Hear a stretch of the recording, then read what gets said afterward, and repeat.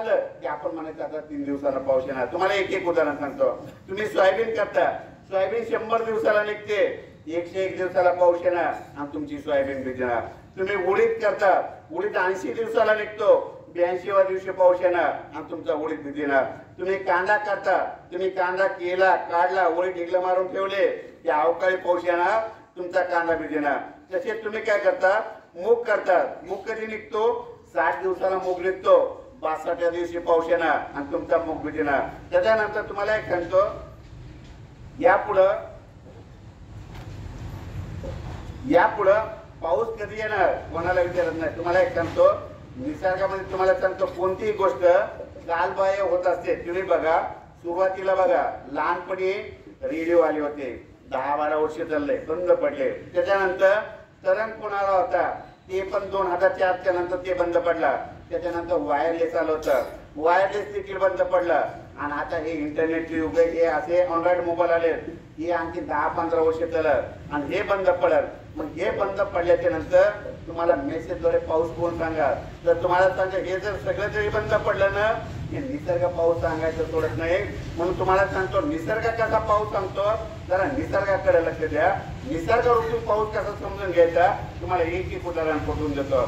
तुम्हाला एक सांगतो, पुढच्या वर्षी पाऊस कधी पडणार आहे, एक झाड सुद्धा सांगते की झाड कुठं पाऊस सांगतात का, पण सांगतात. तुम्हाला एक सांगतो, रामफळाचं झाड कोणाकडे आहे का, रामफळाचं झाड आहे का, रामफळाचं झाड तुम्हाला पाऊस सांगतात. रामफळाचं झाड पाऊस सांगते का, पण सांगतात. तुम्हाला सांगतो, तुम्ही बघा, निरीक्षण करा, ज्या वर्षी तुमच्या घरात शेतातल्या रामफळाच्या झाडाला खूप रामफळ लागले, ते रामफळाच्या झाडामध्ये शेतकऱ्याने यावर्षी दुष्काळ पडणार आहे असा अंदाज ते तुम्हाला रामफळाचं झाड देतात. तुम्ही बघा, यावर्षी रामफळाच्या झाडाला रामफळच नव्हते लागले, म्हणजे पाऊस जास्त झाला का नाही. मग तुम्हाला अंदाज कोणी दिला, त्या रामफळाला. गेल्या वर्षी 2 वर्षी रामफळाला खूप रामफळ होते, पाऊसच पडला नाही. मग तुम्हाला अंदाज कोणी दिला, त्या रामफळाचं झाड देखील सांगतात. त्याच्यानंतर योगासन सांगतो, आपल्या डोक्यावरती एक चिंचाचं झाड आहे, हे झाड देखील तुम्हाला पाऊस सांगतं. कसं सांगतो तुम्ही बघा, त्या चिंचाच्या झाडाला तुमच्या घरच्या, तुमच्या गावातल्या खूप चिंचा लागल्या, ते चिंचाचं झाड म्हणजे शेतकऱ्यांनो यावर्षी खूप पाऊस पडणार आहे असा अंदाज चिंचाचं झाड देते. म्हणजे तुम्हाला अंदाज कोणी दिला, त्या चिंचाच्या झाडांना. परत एक सांगतो, तुमच्या शाळेच्या पाठीमागे म्हणजे इकडल्या साईडला लिंबाचे झाड आहे खूप आहे. मे मध्ये तुमच्या शाळेला सुट्टी लागत असताना तुमच्या मे मध्ये लिंबाच्या झाडाला खूप लिंबळ्या लागल्या, ते लिंबाच्या झाडामध्ये शेतकऱ्यांनो यावर्षी खूप पाऊस पडणार आहे असा अंदाज तुम्हाला कोण देतं, ते लिंबाचं झाड देतं. परत सांगतो, पाऊस येईल का ओळखायचा. एक तुम्हाला सांगतो, एक असं झाड आहे ते दुष्काळ पडणार म्हणून सांगतंय. झाड कुठं दुष्काळ पडणार म्हणून सांगतंय का, पण सांगतंय. त्या झाडाचं नाव सांगतो, बिब्याच्या झाडाला. बिब्याच्या झाडाला खूप फुलं लागले ना, ते बिब्याचं झाड म्हणजे शेतकऱ्यांनो यावर्षी दुष्काळ पडणार आहे असा अंदाज ते तुम्हाला बिब्याचं झाड देतात. परत एक सांगतो, हे आणखी दुष्काळ पडणार कसं ओळखायचं.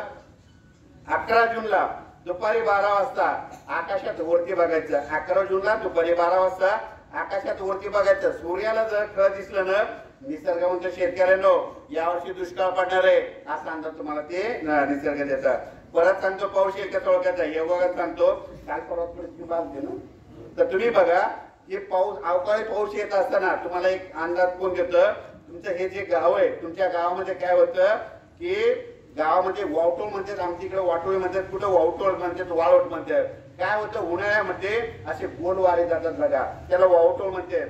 वावटोळ समजा गेले, आपल्या गावातून गेले, शेतातून गेले, तुम्ही शाळेत ग्राउंडवर असताना शाळेतून गेले की ते वावटोळ म्हणतात.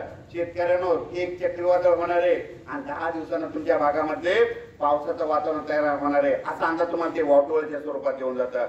परत एक सांगता, पाऊस येईल का ओळखायचा.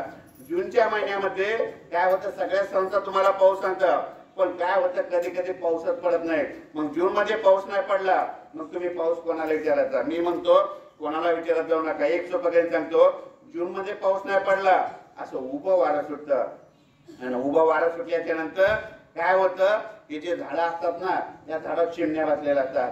त्या चिमण्या काय करतात, ज्या ज्या ठिकाणी धूळ आहे त्या धुळीमध्ये आंघोळ करतात. चिमण्याला जर धुळीने आंघोळ केलेली बघितलं की 4 दिवसाला पाऊस येतो, म्हणून एक पाऊस यायचा कारण लक्षात येतं. परत सांगतो, पाऊस येईल कसा ओळखायचा. काय करायचं, निसर्गामध्ये अशा काही गोष्टी आहेत. तुम्ही बघा, काल परवा या 4-5 दिवसाखाली दिवस मावळत असताना पश्चिम दिशेने पश्चिमी दिवस मावळत असताना पश्चिम दिशेला तुम्ही बघा 4 दिवसाखाली तांबडा आवाज झालं होतं का नव्हतं? लाल आवाज झालतं ना? तांबडा आवाज झालतं ना दिवस मावळत असताना. आता यापुढे लक्षात घ्या, पाऊस कधीच पावसाळ्यात कोणाला विचारायचं नाही. दिवस मावळत असताना तांबडा आवाज झालं की लगेच वाटल्या त्याचा फोटो काढून ठेवायचा. लगेच आपल्या मित्राला म्हणायचं 4 दिवसाला पाऊस येणार आहे म्हणून. एक पाऊस याचं कारण लक्षात येतं. त्याचं शास्त्रीय कारण सांगतो. आभाळ आल्याच्या नंतर तांबडा आवाज झालं हे तुम्हाला सांगतो हे वरुण राजाचं बी असतं आणि कोणतं बी 4 दिवसाला उगवतं. बघा 4 दिवसाखाली तांबडा आवाज झालतं ना बिलकुल पाऊस आला का नाही हे लक्षात येतं. आणखीन एक तुम्हाला सांगतो, 14 तारखेला तुम्ही काय करा, 14 तारखेला सांगली जिल्ह्याकडे बघा त्या साईडनं लाल आवाज झालेला दिसेल. बघा सांगली या बाजूला सांगलीकडे लाल आवाज झालेला दिसत. वाटल्यास काय करा, गच्चीहून त्याचा लक्षात घ्या, फोटो काढून ठेवा. लगेच तुम्ही म्हणायचं 15 तारखेला सांगलीकडे तासगावकडे पाऊस पडणार आहे. हे अंदाज तुम्हाला कोण देतात? निसर्ग देतात. परत सांगतो पाऊस येईल कसा ओळखायचा? काय करायचं, तुम्ही शेतात गेल्याच्या नंतर ग्राउंडवर खेळत असताना दररोज आकाशामधून विमान जातात बघा. त्या विमानाचा आवाज तुम्हाला दररोज येते का? कधीच येत नाही. पण पावसाळ्यामध्ये विमानाचे आवाज येऊ लागले आपण म्हणायचे 4 दिवसात पाऊस येणार आहे म्हणून. एक पाऊस याचं कारण लक्षात